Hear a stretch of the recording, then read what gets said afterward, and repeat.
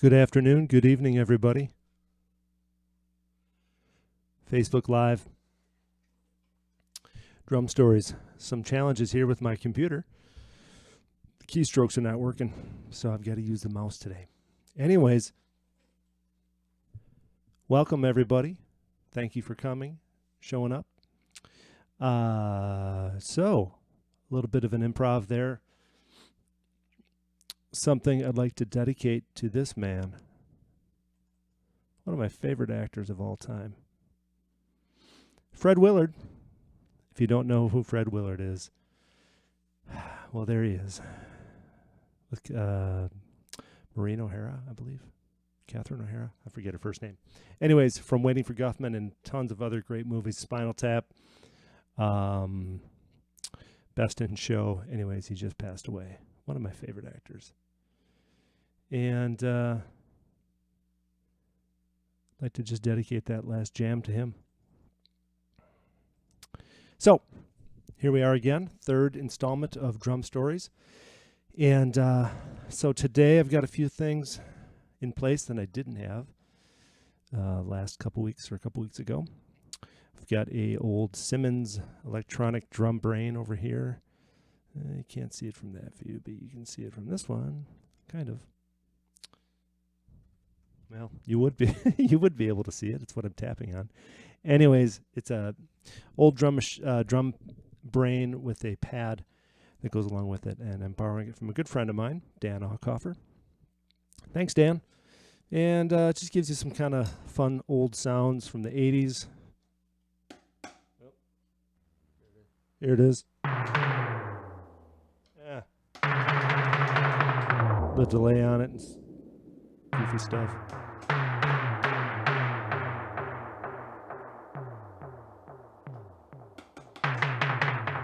Kind of fun. Anyways, that's what that was. And so I'd like to play another piece. And this one would be from my solo album, Drums on Low. Oh, by the way, I forgot to say this last time. I'm not able to see the comments. So if anybody's commenting today, I can't see them because I don't have it up on my screen. But if you have any questions or any thoughts or want to just give me a hard time, feel free to do so. And I will just get back to you later. But anyways, the next piece I'd like to play is from my solo album, Drums on Low. It's a piece called Window.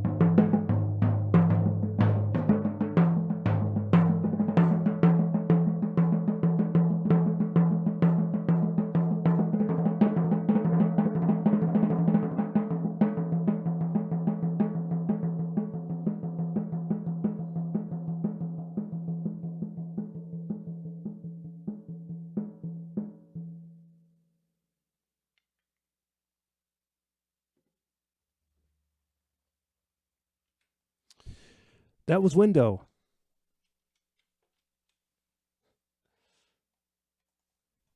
Computer's not working with me today. Window. So from Drums on Low, my first solo album. And the next piece I'd like to play is something called Sound on Low. Give me a second to switch up some things.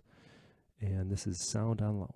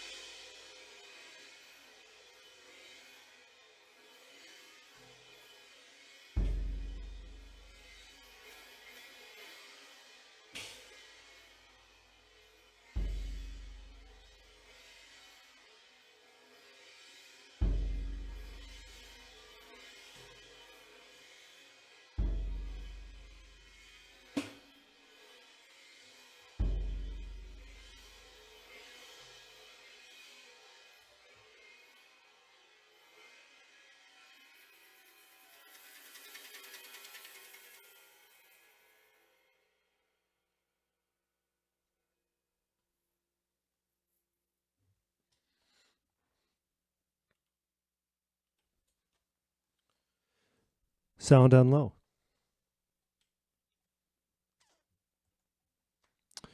So that brings us to the next phase of this show.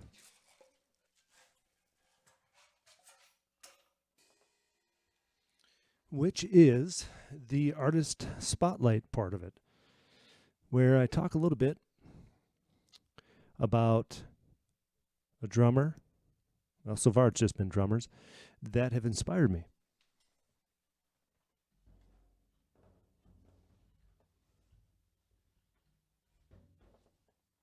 Today, we have this guy, Bill Bruford. Now, Bill Bruford, for me, is a big influence in a number of different ways. And if you're unfamiliar with Bill, he's played with all kinds of wonderful bands and artists. Two of the most notable are Yes and King Crimson. But he also fronted his own group for years called Earthworks. Bunch of other things too, high-profile stuff. And lots of fusion, jazz fusion-oriented material. Anyways, Bill, I had the good fortune to meet Bill at one time. And this is about 2011. He was in town in Milwaukee for a event. The store I teach at, or I've been teaching at for years, Casio Music, would put on an annual drummer fest, and they bring in 3 to 5 drummers, sometimes more, I guess.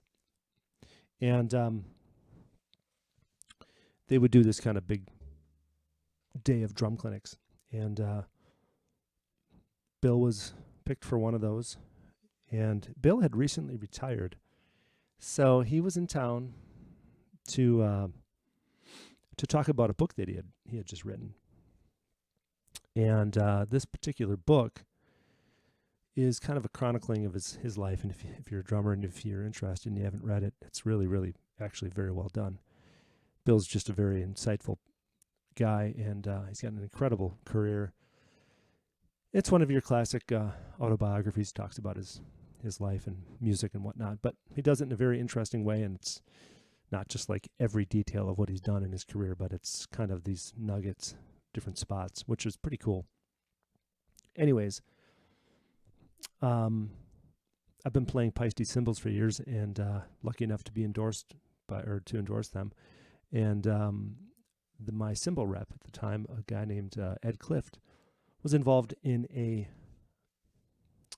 drum DVD sort of thing that was coming together, and he was part of these filming of these interviews. Anyways, he was going to be in town to film Bill for this particular show. It was going to be kind of a DVD / online sort of thing, and it never got off the ground. But the cool thing for me was Ed, knowing that I was a big Bill Bruford fan, invited me to be involved in the interview, which really just meant, he said, Dave, if you want to come along and make sure one of the cameras doesn't turn off, then you can sit in on the interview.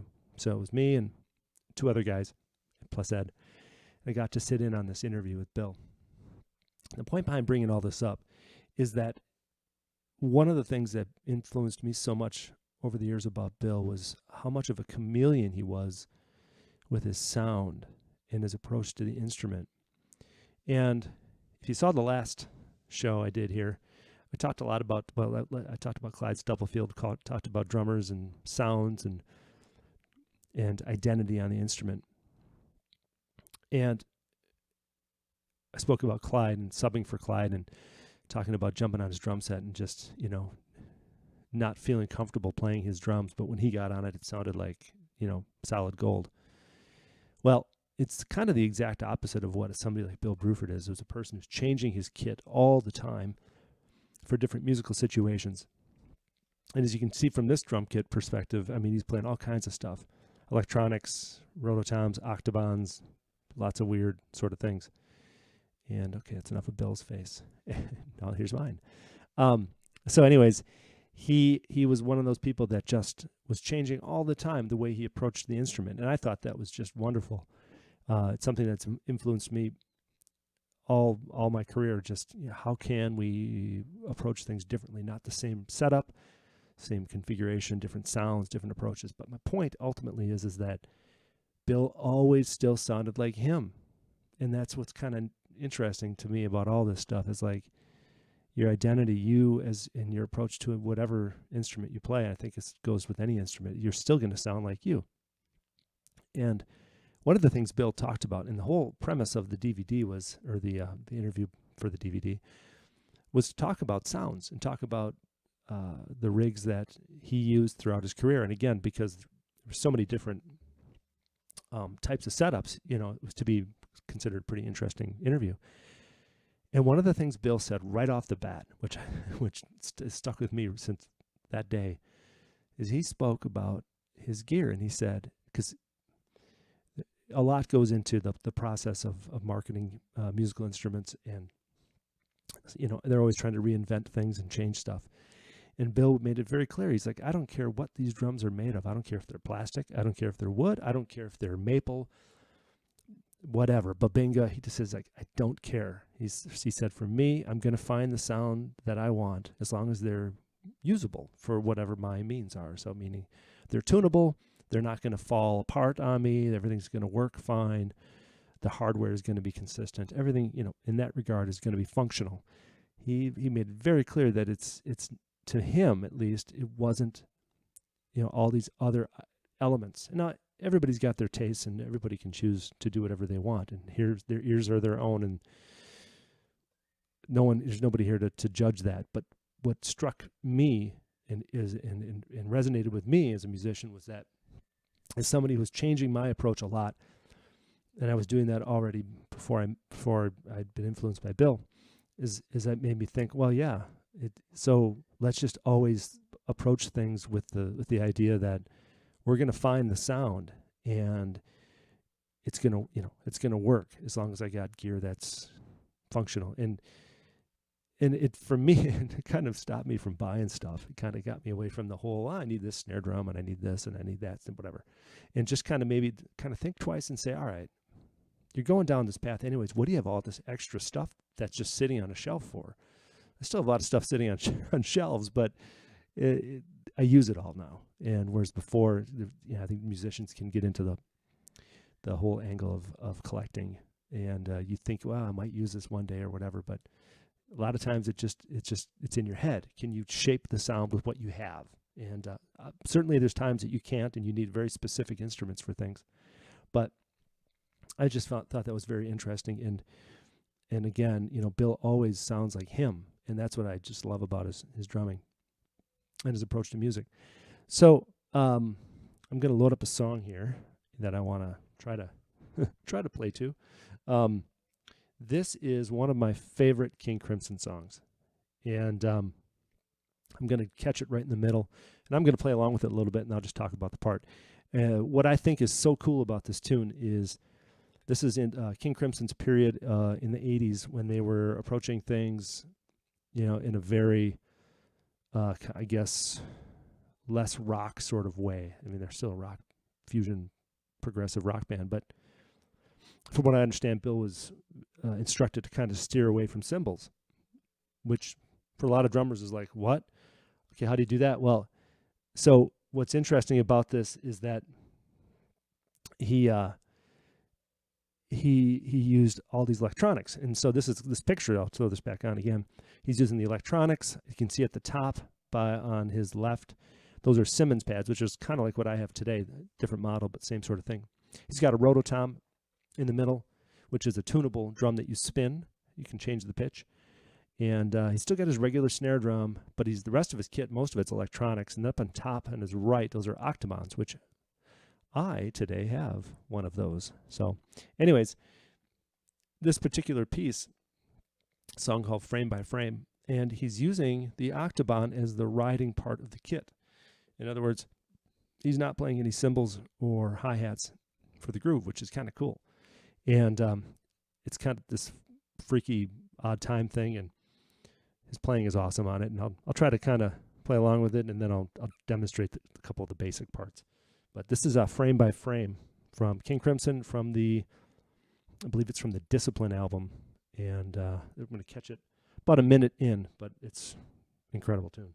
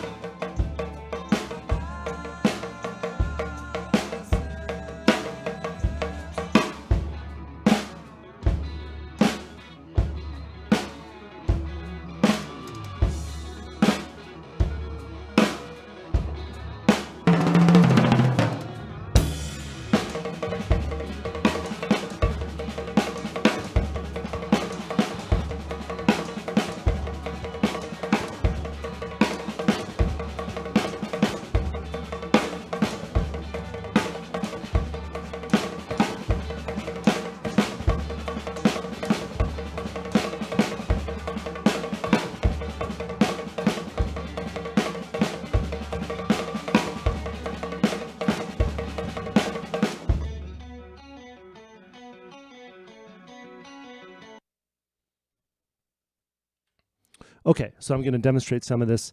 It's kind of hard to hear that, but hopefully it came across to you guys. So anyways, I'll just let it play for a little bit so you can hear a little bit of the groove without me murdering it. And then I'll play some of the parts. Maybe.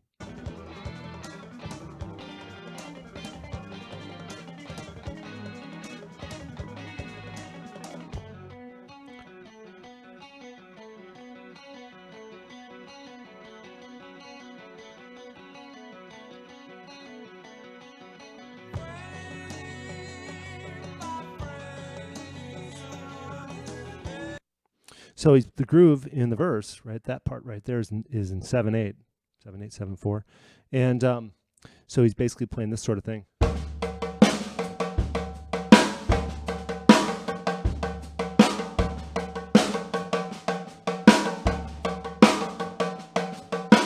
Something like that, and then during the fast part where it's getting all crazy there, as you heard in the first part, he's doing this.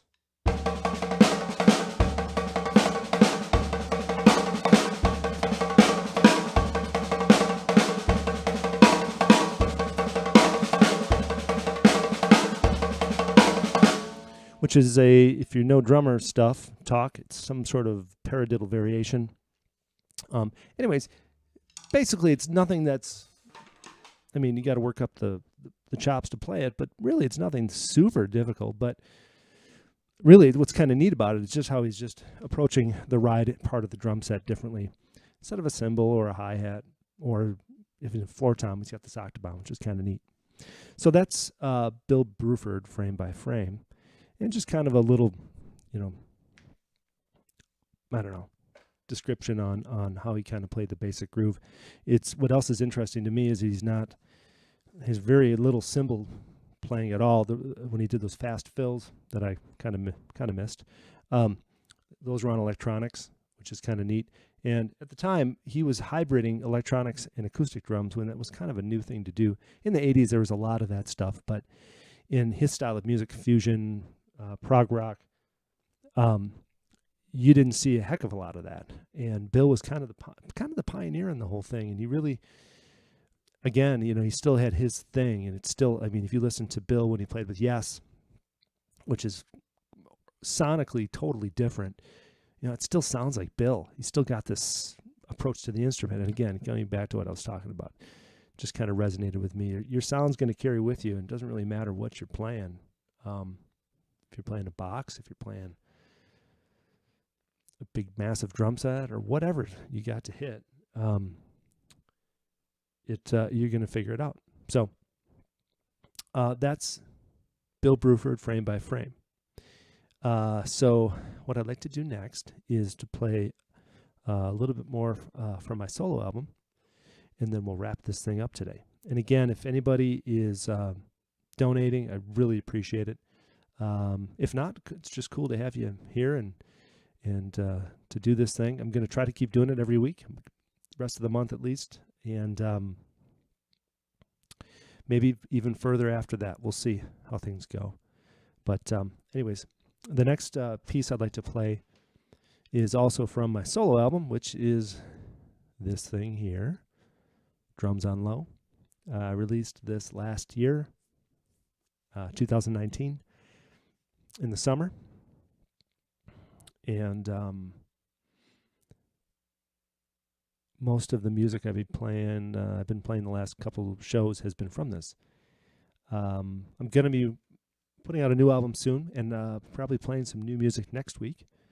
And just a preview on that. Also, the drummer for next week is this guy, Lee Von Helm. Totally like 180 from Bill Bruford, stylistically and sonically. This guy is one of my favorite drummers of all time. I think just one of the most unique players I've ever heard, and obviously a singer. If you don't know who he is, he sang with the band and played with the band, and one of my favorites. So we'll be talking about him next week, and I'll try to do my best to dissect some of the things that he did as a player. Again, I'd like to thank whoever's been able to stop by today. Whoops, sorry guys. And I just want to say to my friends around the country and around the world, these are some interesting times, and I'm thinking about all you that I know and I've met over the years on the road and through bands, and all the people I've been playing with over the years. It's been an interesting stretch of time not to be able to see people and talk to people like we usually do, and looking forward to getting back to those days when we can get out and function more in person the way we're supposed to do it, right? But for now, we got this computer thing going on, and thankfully, at least we have that. So I'm always just happy and thankful for the things that we have, and try to make the best with what the world gives us. So, anyways, I'm going to give you another piece here. Oh, 3 of me, and with a beautiful Munich sunset or is that sun? That was a sunrise in the background. Oh, by the way, this is that. Here we go. Took this picture in Munich this last fall. I was in Munich, Germany, and beautiful sunrise. And I miss Germany. I love Germany. Anyways, this piece is called Which One Are You? And it is from Drums on Low. And again, thanks everybody for tuning in. And I'll leave you with this one.